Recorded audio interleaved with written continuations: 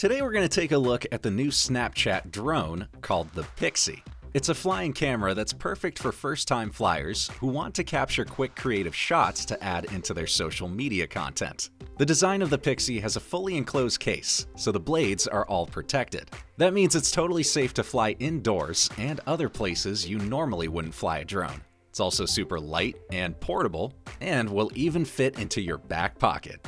Flying the drone, there's no controller and you can't fly it manually. Instead, there's preset quick shots that you can set either using the dial on top of the drone or through the Snapchat app.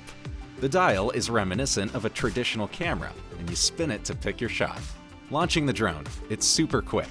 You place it in your hand facing you and press the button on top to start.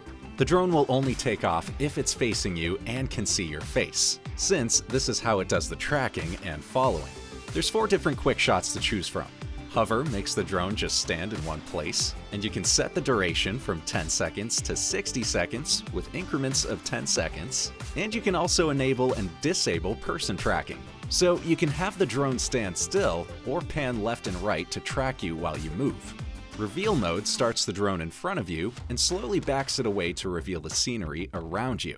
You can choose between 10 feet, 20 feet, or 30 feet in the app setting, and you can also choose between taking a photo or video.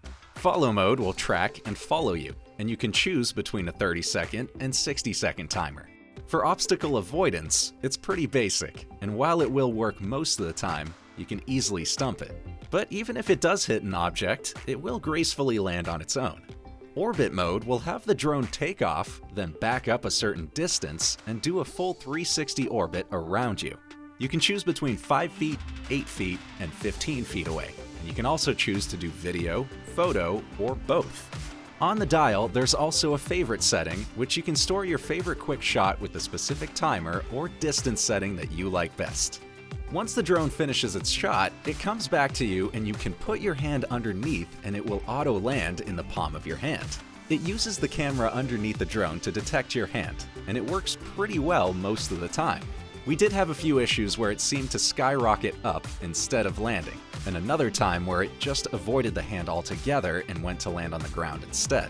Looking at the camera, it's 2.7K and can record video at 30 frames per second, and for pictures, it takes 12 megapixel still shots. The quality of the footage is not bad. It's definitely not the same as a DJI Mini, but it is good for social media, especially being watched on a mobile phone.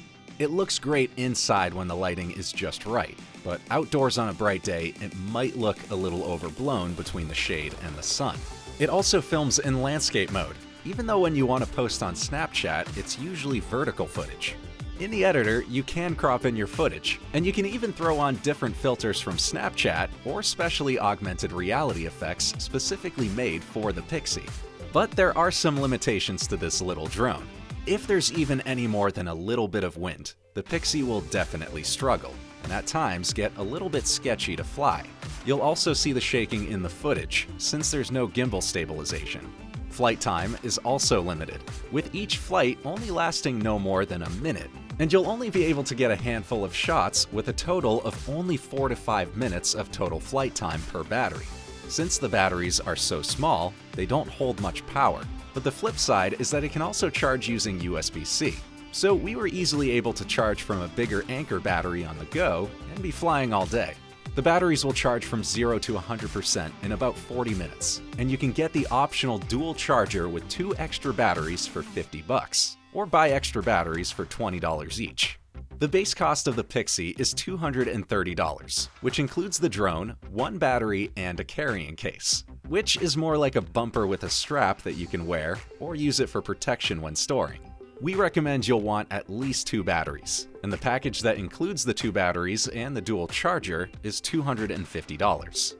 Now, that might seem a little bit expensive for someone looking to buy a mini drone, considering you can get a DJI Mini SE for $300 that has a lot more capability and a controller, allowing you to get more cinematic and longer shots than the Pixy. However, the nice thing about the Pixy is that there's literally 0 setup time. You can go from pocket to flight in seconds, whereas with the DJI, you need to set it up with your phone, the controller, wait for GPS signals, and there's certain flight restrictions of where you can fly. But if the price of the Pixy starts to come down, say for $200 or less, this would make it an excellent tech gift for all ages. And while the Pixy might seem like a novelty, we think for a version 1, it's pretty well designed. Snapchat made a fun little flying camera that has its own set of features that make it stand apart and work well. And we're looking forward to seeing how Snap can keep innovating on the Pixy platform. Alright, that's it for now. Next, be sure to check out other cool tech we've reviewed.